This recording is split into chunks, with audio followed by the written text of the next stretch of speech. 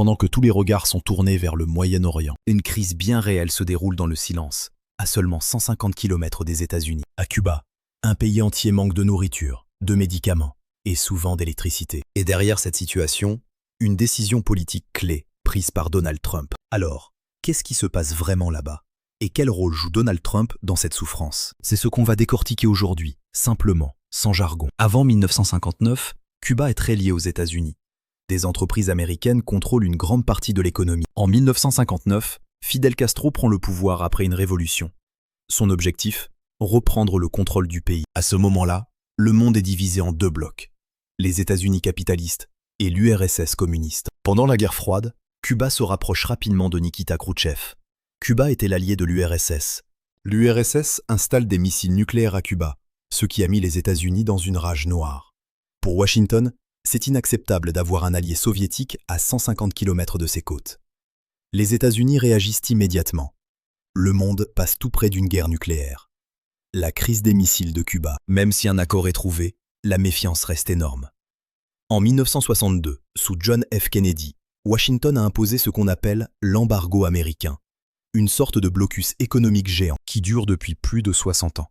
Oui, 60 ans. Le rideau de fer est tombé, l'URSS a disparu, le monde a changé 10 fois. L'embargo, lui, est toujours là. L'embargo, ce n'est pas juste « les États-Unis n'achètent plus de cigares cubains », c'est beaucoup plus brutal que ça. Les États-Unis ont commencé par arrêter d'acheter du sucre cubain, puis ils ont limité les exportations vers l'île. Ils ont imposé une interdiction de commerce avec Cuba. Concrètement, aucune entreprise ou banque américaine ne peut traiter des transactions vers Cuba. C'est là où ça devient international. Toute entreprise étrangère qui fait des affaires avec Cuba risque d'être sanctionnée par les États-Unis. Une entreprise française ou espagnole peut être punie. C'est ce qu'on appelle l'extraterritorialité des sanctions américaines. Et c'est légal, selon Washington en tout cas. Résultat, beaucoup de multinationales évitent Cuba comme la peste. Cuba se retrouve isolé d'une grande partie du commerce mondial. En 2015, Barack Obama fait quelque chose d'historique. Il rétablit les relations diplomatiques avec Cuba. Les ambassades rouvrent, les vols reprennent. Les touristes américains commencent à débarquer à La Havane. L'économie cubaine commence à respirer légèrement. C'était fragile, mais c'était un début. Puis arrive Trump. Premier mandat, 2017. Et là, on fait marche arrière, à toute vitesse. Trump restreint les voyages des Américains à Cuba. Il interdit les croisières. Il réintroduit des dizaines de sanctions supprimées par Obama. Et surtout, en janvier 2021, à quelques jours de quitter le pouvoir, il replace Cuba sur la liste américaine des États sponsors du terrorisme. Cette liste, c'est le jackpot des sanctions. Ça signifie que les banques du monde entier ont encore plus peur de traiter avec Cuba. Même envoyer de l'argent depuis la diaspora cubaine aux États-Unis vers leurs familles sur l'île devient un cauchemar logistique. Biden avait promis de revoir ça.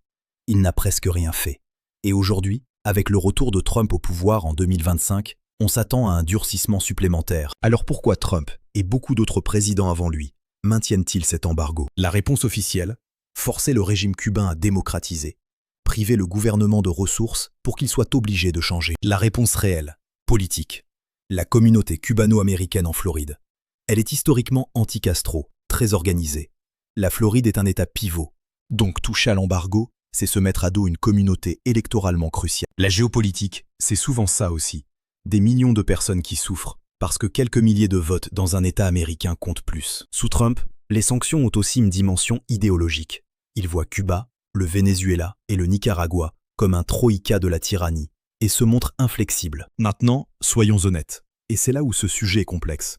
L'embargo n'est pas le seul coupable. Le gouvernement cubain, lui aussi, a une part de responsabilité énorme. Des décennies de mauvaise gestion, un système qui décourage l'initiative privée, une dictature qui étouffe son propre peuple. Le gouvernement cubain a longtemps utilisé l'embargo comme bouc émissaire commode pour justifier chaque échec. Et une partie du monde lui donne cette excuse sur un plateau d'argent. La vérité, c'est les deux. L'embargo étouffe réellement l'économie, les experts le disent. Mais la dictature cubaine étouffe aussi son peuple. C'est l'un et l'autre. Alors à quoi ressemble Cuba aujourd'hui, concrètement? Les coupures d'électricité durent parfois 12, 16, voire 20 heures par jour. Le réseau électrique est vétuste. Il n'y a pas de carburant pour faire tourner les centrales.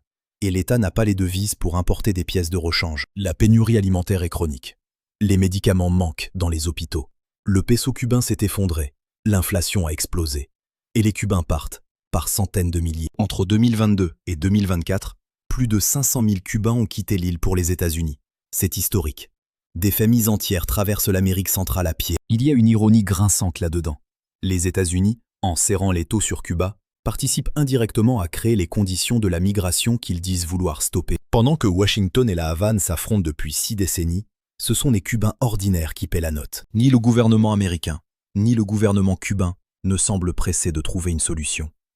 L'un utilise la souffrance comme levier, l'autre comme justification de son pouvoir. Et la population cubaine, elle, survit.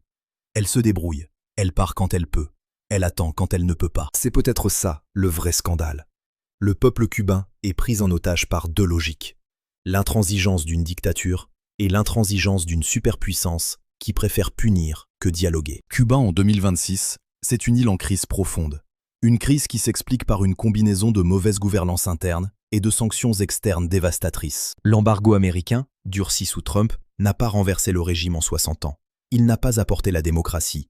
Ce qu'il a fait, c'est appauvrir des millions de gens ordinaires et donner une excuse permanente au gouvernement. Est-ce que ça va changer? Tant que Cuba restera un enjeu électoral en Floride, et tant que le régime refusera toute réforme sérieuse, probablement pas. Et c'est pour ça que, pendant que vous regardez cette vidéo, il y a quelqu'un à la Havane qui attend que son électricité revienne.